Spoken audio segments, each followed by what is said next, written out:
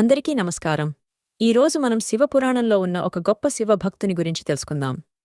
తామ్రపర్ణి నది తీరంలో ఉన్న ఒక చిన్న గ్రామంలో సోమశర్మ అనే బ్రాహ్మణుని కుమారుడిగా ఒక బాలుడు జన్మించాడు. అతని పేరు విసరువు. చిన్న వయసులోనే అతని హృదయం భక్తితో నిండిపోయి ఉండేది. ఇతర పిల్లలలాగా ఆటలలో, అల్లరిలలో పాల్గొనకుండా అతడు ఎక్కువగా శివధ్యానంలో ఉండేవాడు. ఒకరోజు పశువులను మేపుతూ నది ఒడ్డున కూర్చుని మట్టితో ఒక చిన్న శివలింగం తయారుచేశాడు. అప్పట్నుంచే ప్రతిరోజూ పశువుల పాలను ఆ లింగంపై అభిషేకం చేయడం అతని అలవాటైంది.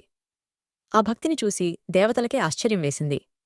చాలా కాలం తర్వాత ఆ పశువులు కూడా స్వయంగా శివలింగం వద్దకు వెళ్లి తమ పాలను సమర్పించడం మొదలుపెట్టాయి. అది చూసి గ్రామమంతా ఆశ్చర్యపోయింది. ఈ బాలుడు సాధారణవాడు కాదు, మహాభక్తుడు అని అందరూ అనుకున్నారు. ఒకరోజు అతని తండ్రి సోమశర్మ తన పశువులు పాలివ్వడం మానేశాయని గమనించాడు. ఆశ్చర్యంతో వాటిని వెంబడించాడు. పశువులేం చేస్తున్నాయో చూడగా అవి మట్టితో చేసిన శివలింగంపై పాలు పోస్తున్నాయి. తండ్రికి కోపం వచ్చింది. ఇంత విలువైన పాలను మట్టి ప్రతిమపై వృధా చేస్తున్నావా అని గట్టిగా అరిచి శివలింగం మీద కాలు పెట్టి ధ్వంసం చేయబోయాడు. ఆ దృశ్యం చూసి విసరువు కన్నుల్లో భక్తి ఆవేశం మెరిపించింది. అతడు పక్కనే ఉన్న కర్ర తీసుకుని కోపంలో తండ్రి కాలు కోశాడు. ఇది తండ్రి పట్ల ద్వేషం వల్ల కాదు, శివునిపై నిబద్ధమైన భక్తి వల్ల జరిగిన పని. అప్పుడు ఆకాశం కంపించింది. ఒక ప్రకాశవంతమైన కాంతిలో శివుడు ప్రత్యక్షమయ్యాడు. శివుడు చిరునవ్వుతో విసరువును చూశాడు. నా బాలకా, నీ భక్తి నన్ను సంతోషపరిచింది. నీ తండ్రికి ఎటువంటి హాని జరగదు.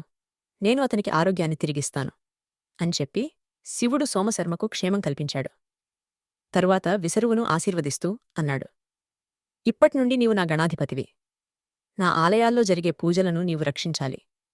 ఎవరు నా సేవ చెయ్యాలనుకుంటే ముందు నీకు నమస్కరిస్తారు. అలా విసరువు చండేశ్వరుడు అయ్యాడు. శివుని ఆజ్ఞతో చండేశ్వరుడు ఎల్లప్పుడూ శివాలయాలలో పూజారులు, భక్తులు చేసే సేవలను కాపాడుతుంటాడు.